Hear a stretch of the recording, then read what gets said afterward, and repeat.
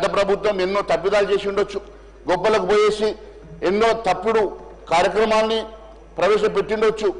కాళేశ్వరం లాంటి, మిషన్ భగీరథ లాంటి, మిషన్ కాకతీయ లాంటి, ఈరోజు ఒక బడిగుండై ఇవన్నీ కూడా ఈ రాష్ట్రంలో వైట్ ఎలిఫెంట్స్ అయ్యేటువంటి మరి ప్రోగ్రామ్స్ టేకప్ చేసి లక్షల కోట్లు దాని మీద వృధాగా ఖర్చు ఉండొచ్చు అధ్యక్ష.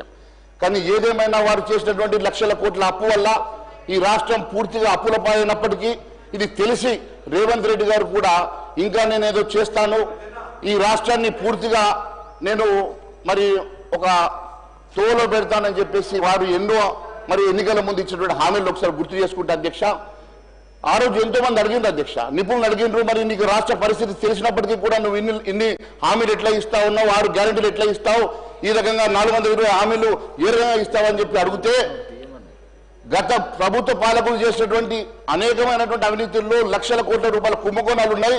అవన్నీ కక్కించి వాటితోటే తెలంగాణ రాష్ట్రంలో 6 గ్యారెంటీలని అమలు చేస్తామని చెప్పిన ముఖ్యమంత్రి గారు ఈ రోజు మరి ఎక్కడ కూడా ప్రస్తావన చేయడం లేదు అధ్యక్ష.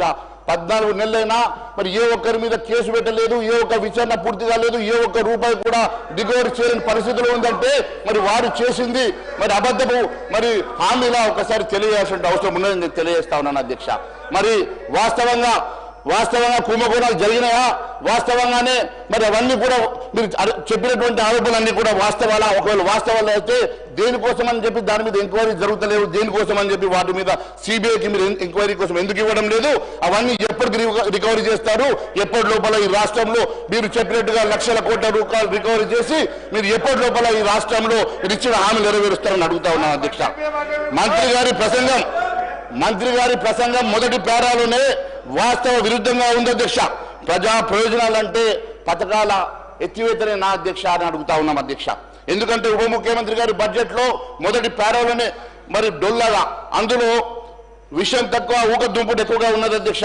ఎందుకంటే మొదటి పేరాలో వారు చెప్పినటువంటి అంశం లోపల ప్రజా ప్రయోజనాలే ధ్యేయంగా అని చెప్పారు అధ్యక్ష.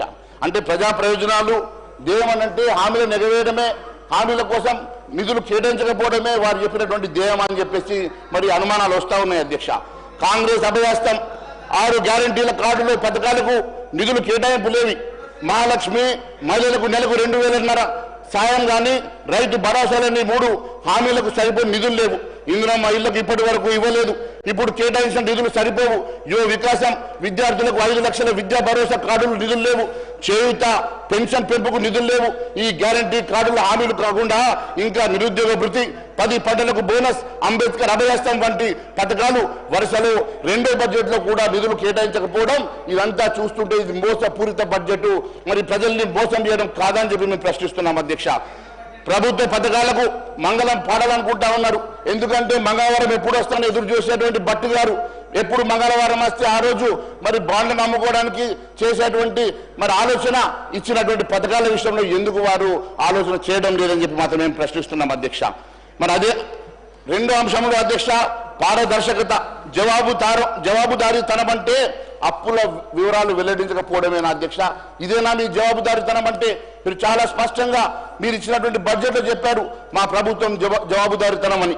బడ్జెట్ ప్రసంగంలో మొదటి పేరాలో 2 పదమే పారదర్శకత, జవాబుదారీతనం అని చెప్పారు. అంటే అప్పులు ఎంత మేరకు చేశారో, వేటి కోసం చేశారో, బడ్జెట్ అప్పులు ఎన్ని, బడ్జెటేతర అప్పులు ఎన్ని, మరి కార్పొరేషన్ ద్వారా ఎన్ని వడ్డీలు తెచ్చారు, ఎన్ని అప్పులు తెచ్చారు, ఎంత వడ్డీకి తెచ్చారన్న అంశాలు ఎక్కడ మీరు చెప్పకపోవడం చాలా బాధాకరంగా ఉంది అధ్యక్ష. అంతేకాదు అధ్యక్ష, జవాబుదారీతనం అంటే నిధులు ఏ రకంగా సమకూరుస్తారు? ప్రభుత్వం భూముల్ని, యూనివర్సిటీ భూముల్ని అమ్మడం ద్వారా, ప్రజలచే లిక్కర్ ని మరింత తాగించడం ద్వారా, లేకుంటే లిక్కర్, పెట్రోల్, డీజిల్ అమ్మకాలపై సేల్స్ ట్యాక్స్ పెంచడం ద్వారా ఏ రకంగా నిధులు సమకూరుస్తారో ప్రజానీకానికి చెప్పాల్సిన అవసరం ఉందని చెప్పి తెలియజేస్తా ఉన్నా అధ్యక్ష. రెవెన్యూ వ్యయంలో మూలధనం